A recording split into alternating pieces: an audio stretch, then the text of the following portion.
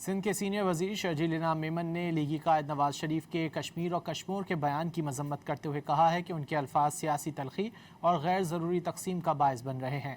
شرجیل انعام میمن نے کہا کہ خیراتی مینڈیٹ والی جماعت نون لیگ سے الیکشن اور ووٹوں کی باتیں اچھی نہیں لگتی۔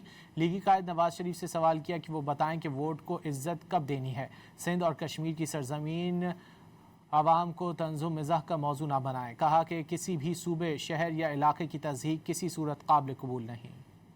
سندھ کے سینئر وزیر شرجیل انعام میمن نے لیگی قائد نواز شریف کے کشمیر اور کشمور کے بیان کی مذمت کرتے ہوئے کہا ہے کہ ان کے الفاظ سیاسی تلخی اور غیر ضروری تقسیم کا باعث بن رہے ہیں۔